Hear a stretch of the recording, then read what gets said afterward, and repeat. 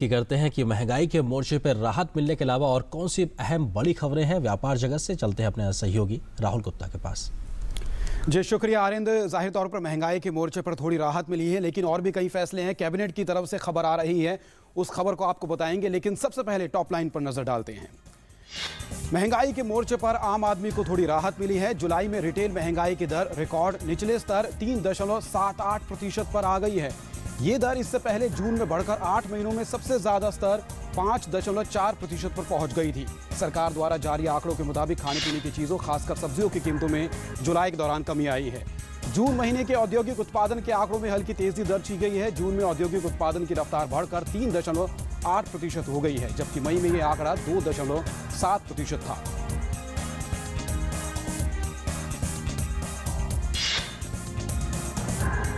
सरकार ने India BPO promotion scheme को देश भर में प्रमोट करने के लिए करीब 493 करोड़ रुपयों के खर्च को मंजूरी दे दी है।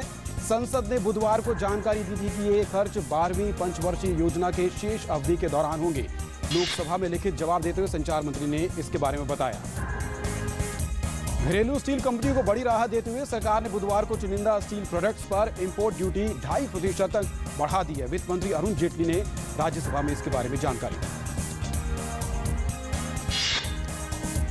प्रधान आर्थिक सलाहकार डॉक्टर अरविंद सुब्रमण्यम ने कहा है कि वर्तमान वित्त वर्ष 2015-16 के पहले 4 महीनों के दौरान अप्रत्यक्ष कर वसूली में जो वृद्धि दर्ज की हुई है, ये अच्छे संकेत है। इससे संकेत मिलते हैं कि अर्थव्यवस्था में निरंतर सुधार हो रहा है।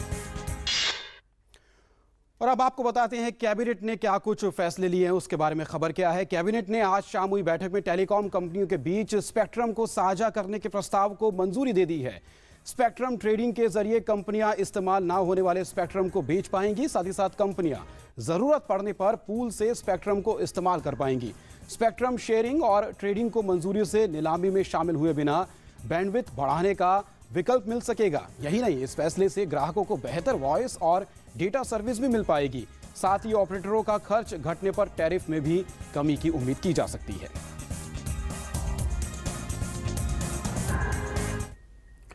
चीन ने अपनी मुद्रा का अवमूल्यन किया है। दुनिया की दूसरी सबसे बड़ी अर्थव्यवस्था चीन ने यह फैसला देश में आई मंदी से निपटने के लिए किया है। चीन के इस फैसले का असर पूरी दुनिया पर पड़ा है। और आइए इस रिपोर्ट में जानते हैं कि भारत पर इसका क्या कुछ असर पड़ेगा। आर्थिक सुस्ती और गिरते निर्यात की समस्या से जूझ रहे चीन ने अपनी मुद्रा युआन की विनिमय दर में 2% का अवमूल्यन कर दिया है। चीनी मुद्रा में साल 1994 के बाद किसी भी एक दिन में आने वाली यह सबसे बड़ी गिरावट है। दुनिया की दूसरी सबसे बड़ी अर्थव्यवस्था चीन का यह निर्णय देश में आई मंदी से निपटने के लिए लिया गया है। There is no doubt that China is responding to its own internal development, slowing down of the growth and exports in order to give its economy a boost. And all of us, policymakers around the world, including in India, have to take notice of these actions. लेकिन चीन द्वारा yuan के अवमूल्यन से भारत का निर्यात बुरी तरह से प्रभावित हो सकता है। अगर चीनी उत्पाद सस्ता हो जाता है तो भारत का निर्यात सेक्टर अंतर्राष्ट्रीय बाजार में अपनी प्रतिस्पर्धा खो सकता है। इसके अलावा चीन के साथ भारत का व्यापार घाटा भी बढ़ जाएगा, जो अभी $50 अरब के आसपास है। चीन के साथ व्यापार घाटा भारत के पूरे व्यापार घाटे का करीब 35% है। जानकारों का कहना है कि चीन का यह कदम अन्य देशों को भी अपनी मुद्रा दरों में बदलाव के लिए उकसा सकता है। It's going to be politically pretty difficult in Washington, and there are going to be calls for China to be labelled a currency manipulator.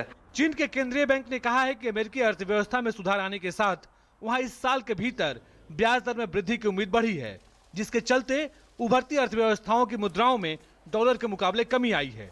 लेकिन चीन की मुद्रा के मजबूत बने रहने से चीन के निर्यात पर दबाव बढ़ा है। सृजन श्रीवास्तव की रिपोर्ट, डीडी न्यूज, दिल्ली। और इधर भारतीय रुपये पर भी दबाव है। अमेरिकी डॉलर के मुकाबले भारतीय रुपया 58 पैसे कमजोर होकर 64.77 के स्तर पर बंद हुआ। डॉलर में लगातार तेजी से रुपया 6 सितंबर 2013 के बाद 2 साल के सबसे निचले स्तर पर पहुंच गया है। कारोबार के दौरान रुपया 64.9 के दिन के सबसे निचले स्तर तक पहुंचा।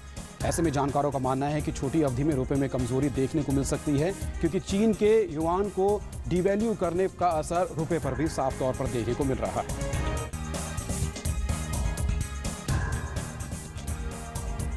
गूगल की कमान सुंदर पिचाई को सौंपे जाने के एक दिन बाद अमेरिका के एक अखबार ने भारतीय प्रबंधकों को लेकर एक बड़ा दावा किया है। अमेरिकी आर्थिक अखबार वॉल स्ट्रीट जर्नल के मुताबिक भारतीय प्रबंधकों की नजर भविष्य पर रहती है। अखबार ने लिखा है कि पिचाई का गूगल के मुख्य कार्यकारी बनना इस बात की ताकीद है कि विश्व की कुछ बढ़िया प्रौद्योगिकी कंपनियों के मुख्य कार्यकारी भारतीय मूल के हैं। अखबार के मुताबिक इसकी मिसाल माइक्रोसॉफ्ट से ज्यादा स्पष्ट शायद कहीं नहीं है। सत्य नडेला ने जब से मुख्य कार्यकारी का पद संभाला है, उन्होंने वो हासिल किया है जो पहले असंभव लगता था।